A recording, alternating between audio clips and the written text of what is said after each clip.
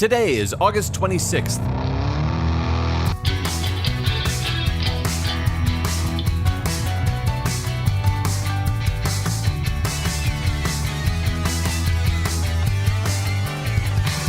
It's the 239th day of the year, and this is the On This Day podcast. Born on this day in 1937, former member of Congress and the first female vice presidential candidate on a major party ticket, Geraldine Ferraro. Ferraro is the fourth child and only daughter born to Italian immigrants. Two of her brothers die before she is born, one as an infant, and the other, Gerald, dies at the age of 3 in a car accident. Geraldine is named in memory of him. When she's 8, her father also dies.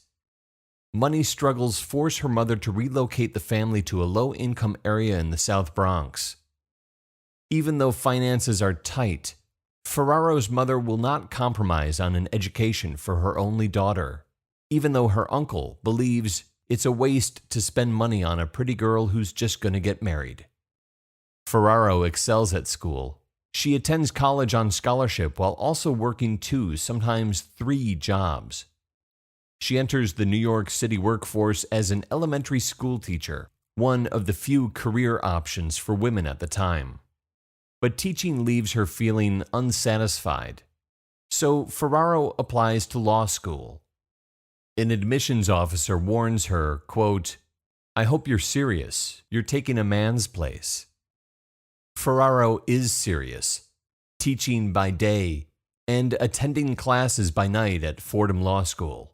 She's admitted to the New York State Bar in 1961.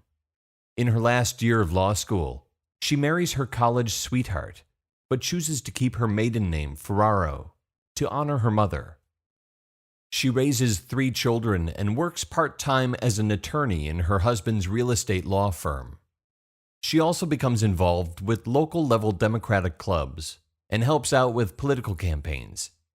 She meets fellow attorney and future New York State Governor Mario Cuomo, who becomes her political mentor. Ferraro accepts her first political appointment in 1974 as Assistant District Attorney for the Queens County DA's office. As an ADA, Ferraro prosecutes cases for and eventually heads up the Special Victims Unit. She develops an ulcer over the horrendous nature of these crimes and feels frustrated over her inability to address the root societal issues that lead to crimes against children, women, and the elderly. She starts thinking about how legislation and policy changes could help. Her mentor, Cuomo, urges her to run for Congress. Ferraro campaigns for and wins a seat in the House of Representatives, but falls under scrutiny for campaign finance violations. The Federal Election Commission, the FEC, investigates and discovers family loans and donations were well over the legal limit. Ferraro pays the money back and a $750 fine for civil violations of election law.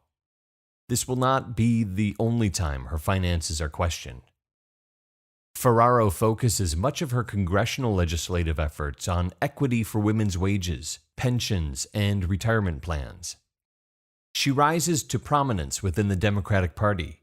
Speaker of the House Tip O'Neill takes a liking to her, and she becomes his protege. Ferraro is also active in Democratic presidential politics.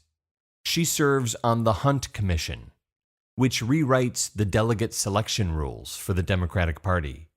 Ferraro is instrumental in the creation of the superdelegate to the Democratic National Convention. By the mid-1980s, Geraldine Ferraro is very much a rising star in the party. She is the first woman to hold the position of chairperson of the Platform Committee for the Democratic National Convention in 1984. As such, she is well positioned for consideration when the Democratic Party starts vetting women to join Walter Mondale's presidential bid that same year. Mondale selects Ferraro as his running mate, and she accepts the nomination, becoming the first female vice presidential candidate on a major political party ticket. Initial media coverage of her nomination is extremely positive, She's a novelty as a woman who comes from a poor background. But Ferraro soon falls under intense scrutiny. She lacks foreign policy experience, which is a huge negative. Is she even tough enough, the press asks. Questions emerge about her finances and tax returns. She and her husband file their taxes separately, and he won't release his returns. And the media digs up the old FEC investigation into her congressional campaign finance violations. Ferraro's finances receive the most press scrutiny out of all other issues in the entire 1984 presidential campaign. Republicans seize on the financial controversy. It's a genderless issue, they say, so they can attack her over it without risking backlash. But Ferraro is a fighter. She answers all questions about her finances in a 2-hour press conference, putting the issue to rest. But her rising star status is diminished. The Mondale Ferraro ticket loses the general election to the incumbent President Reagan in a landslide, 49 states to 1. It will be 24 more years before another American woman receives the nomination for vice president from a national party, when Sarah Palin is nominated as the vice presidential candidate for the Republican Party in 2008. In her memoirs, Ferraro writes, quote, "My candidacy was a benchmark for women. It flung open the last door barring equality, and that door led straight to the Oval Office." She believes childhood tragedy set her up for her own moment in history, stating, quote, "If my father hadn't died, I might not have done anything. I saw my mother left suddenly with kids and no money. I wanted to be able to take care of myself and not miss a beat." Her last fight is against a form of blood cancer called multiple myeloma. Geraldine Ferraro, born on this day in 1937, passes away in 2011 after a 12-year battle with cancer at the age of 75.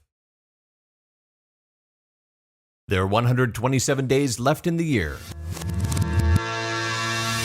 On This Day is produced by me, Dave Schultz. Thank you very much for listening. Today's episode was written by my sister Elizabeth Schultz, aka Lizzie Borden. I hope you enjoyed it as much as I did. I really appreciate her help with this show, and I appreciate your help spreading the word, telling all your friends about it. I've said it before, I'll say it again. If you love this show, they're going to love it too, so share it. It's a gift I give to you so you can re-gift it to them. So if you're still listening, no dress rehearsal, this is our lives. Talk to you tomorrow.